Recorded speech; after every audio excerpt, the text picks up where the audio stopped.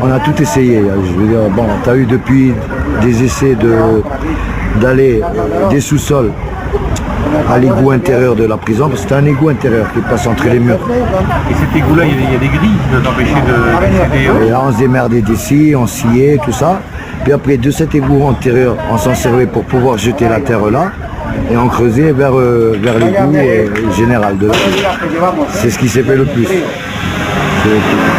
puis bon, tu as eu une époque, bon, comme les matons ne contrôlaient rien à la prison, je te dis, les verrous, on les mettait de l'intérieur. Ils passaient compter, on était 7, 8 dans la chambre, ils ne pouvaient même pas compter, on lui disait 8, il marquait 8, tu vois. On dormait aussi bien dans la première, la deuxième, troisième, c'était vraiment l'autogestion à l'intérieur. Donc ça c'est bien la preuve qu'ils avaient lâché là-dessus, vous aviez un certain pouvoir quand même. Ils avaient lâché là-dessus parce qu'il y avait eu énormément parce qu'ils ne contrôlaient plus rien, mutinerie, tout ça. Donc il y a eu, ça n'a pas duré longtemps, hein. Ça a duré 7-8 mois. Ils se sont contrôlés de contrôler l'enceinte, si tu veux. Puis après d'essayer de trouver des tunnels. Ici, tu avais, chaque semaine, ils te trouvaient un tunnel. Parce que chaque groupe essayait le sien, tu vois, comme tu avais des méfiances, tu avais des trucs. À l'époque, le rapport de force était tel que vous étiez maître un peu à l'intérieur. À l'intérieur, totalement. Je te dis, pendant 7 mois, tu avais les couples, bras dessus, bras dessous. Il y avait des femmes qui rentraient. Des homos. Ah, les homos, voilà.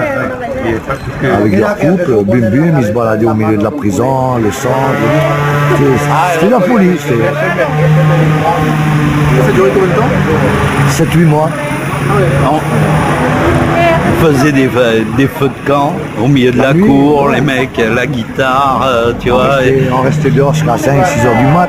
C'est paradoxal parce que l'idéal libertaire, vous l'aurez réalisé à l'intérieur à la limite. Ouais. Non, mais c'est pas nous, hein, la coupelle, tout. Tu avais de bons trucs, tu veux. Tu n'avais plus de viol, parce que là, un gamin qui tombait, son premier truc, il se faisait violer, il se faisait casser les pieds. Là, bon, plus de viol, ça a été interdit. Le mec qui se risquait, il savait qu'il risquait gros. Partage de bouffe, payer les cautions à des mecs qui avaient des petites cautions, mais ils n'avaient pas d'argent, ils ne pouvaient pas sortir. On faisait des collectes dans la cour pour leur payer la caution. Non, tu as eu vraiment une très bonne... Pendant 8 mois, tu as eu une solidarité, un truc... Il faut reconnaître, certains, c'était par la peur. Hein. C'était des enculés que... Dès qu'ils ont repris l'affaire en main, ils ont reconstruit les mafias, ils reviolaient les gamins, tu vois. Mais là, ils savaient qu'ils se risquaient un coup de couteau, donc ils se sont comportés pendant 8 mois, mais c'est aussi par peur. Ils savaient les risques. Mais la grosse majorité, ils ont marché, hein, ça il faut le reconnaître.